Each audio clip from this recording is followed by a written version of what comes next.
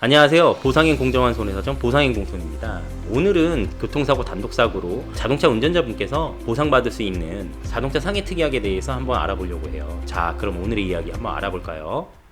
자, 보게 되면 여기가 사고 현장인데요. 피보험자분 자동차 운전자분께서는 전날 동네에 있는 공원에 차량을 주차했고 다음날 아침에 출근을 하기 위해서 자동차 시동을 걸고서 출발을 하기 위해서 엑셀러터를 밟았는데 자동차가 급격하게 출발하는 바람에 여기 보면 이게 공용 화장실인데 벽면을 이렇게 충격한 사고가 발생을 했어요. 이 사고 같은 경우는 차량의 결함이었는지 아니면 피보험자분이 뭐 실수로 무엇을 잘못 조작했는지는 알 수가 없지만 차량을 이렇게 급격하게 충돌이 발생을 해서 경추에 디스크가 발생했고 장기간의 치료가 이행이 되었죠.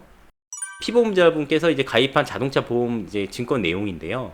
자동차 상해 특별약관 상해 사망 5억, 부상 치료비 5천만 원 담보가 돼 있어요. 이제 자동차 상해 특별약관 자동차 상해, 차상해라고도 부르는데 이 특약의 어떤 특이점은 뭐냐면 운전자분, 피보험자분의 손해액을 산정해서 보상을 받는 거예요. 예를 들어서 우리가 대인배상 가해자가 있는 사고에서 대인배상의 합의금을 받는다고 하잖아요. 그것처럼 이제 자동차 보험의 지급 기준상 손해액을 산정해서 보상을 받는 상해보험이기 때문에 피보험자, 운전자분의 과실 유무를 따지진 않고 지금 여기 사례자 분처럼 혼자 어떤 실수로 인하건 자동차 결함에 의하건 가해자가 없지만 단독사고로 이렇게 어떤 손해를 입었다면 거기에 대해서 본인 소득과 가동 연한 일할 수 있는 기간, 그다음에 장애 그런 부분에 대해서 산술적인 계산에 의해서 보상이 이루어지는 특별약관이기 때문에 자기 신체 사고나 자손보다 보상 범위도 넓고 담보 범위가 폭넓다는 부분. 그래서 오늘 이 사례에 대해서 한번 얘기를 드리는 겁니다.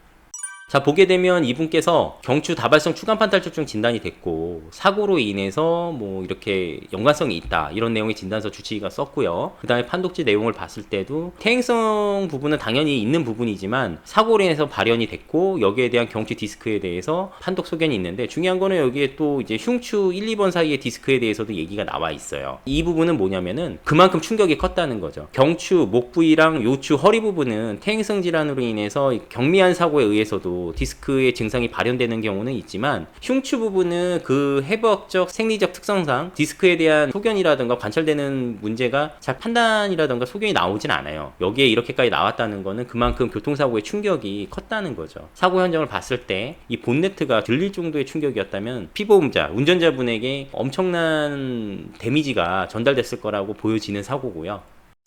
당사자분의 이제 경추 디스크에 대한 MRI 검사 영상인데요. 보게 되면 이쪽 부위에 디스크가 유난히 이렇게 돌출되어 있는 부분, 압박하고 있는 부분을 이제 시상면으로 볼 수가 있고 그 다음에 수평면 가로 잘라서 보는 MRI 영상에서도 돌출돼서 신경을 압박하고 있는 추간판 탈출증 영상을 볼 수가 있죠. 다발성이기 때문에 이 부위의 디스크가 퇴행성적으로 다 변화가 있고 이렇게 돌출돼 있지만 특히 5, 6번 사이의 디스크가 유난히 돌출돼 있었기 때문에 이분께서는 이제 신경병증에 대한 증상으로 6개월 정도 이제 통원 치료가 계속 이행이 되셨죠.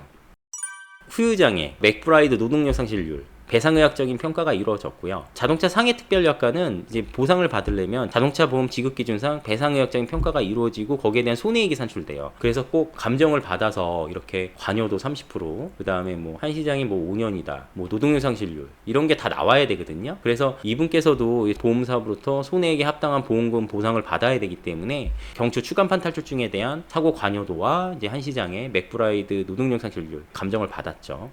보게 되면 이러한 재반 자료들이 다 입증이 되고 이 사고로 인해서 얼마나 후유증이 생겼고 후유장애가 발생했고 배상의학적으로 내가 어떤 상태라는 게 감정이 됐다면 거기에 합당한 이제 보상을 받아야 되기 때문에 보험사에 대한 손해사정이 이행이 되고 이제 서류가 제출이 되죠. 거기에 대한 거는 손해사정사가 들어가게 되는데 보험사에서 최종적으로 이제 승인을 받아서 피보험자분, 운전자분께서 보상받은 게 여기 아래 이렇게 적용되어 있는 내용 금액입니다. 최종적으로 보험사에서 승인한 내용이고요. 만약 이분께서 자동차 상해 특약에 가입이 안 돼 있고 자기 신체 사고, 자손에 가입이 돼 있었다면 이렇게 보상이 안 되죠. 이 부분 같은 경우는 이제 이분께서 본인이 알고서 가입을 하신 건지 보험 설계사가 이렇게 해준 건지는 모르겠지만 다행히 자동차 상해라는 특약을 가입했고 거기에 합당한 이제 손해액을 산출 받으실 수 있었기 때문에 적지 않은 디스크 추간판 탈출증에 관한 디스크 질환 손해액을 산정해서 보상을 받을 수 있었던 겁니다. 중요한 거는 혼자 단독 사고로 발생을 했다고 해도 보상받을 수 있는 내용들이 분명히 있어요. 예를 들어서 뭐 과실이 뭐 절대적으로 많다던가 해도 상대방으로부터 대인배상 과실 비율만큼 공제하고 합의가 끝난다 그러면 자기가 가입한 자기 신체 사고나 자동차 상해 특약으로 보상받을 수 있는 범위는 있고요. 물론 이제 다 적용되는 건 아니지만 이분처럼 최소한 뭐 디스크 질환, 추간판 탈취증 관련해서 어떤 문제가 발생을 했고 거기에 대해서 저희가 말씀드린 대로 자료를 주시고 저희가 판단을 해서 거기에 대한 입증 자료를 만들고 손해사용사가 들어가서 보험사와 의견 개진이 이루어진다면 충분히 보상받을 수 있는 내용들은 있습니다.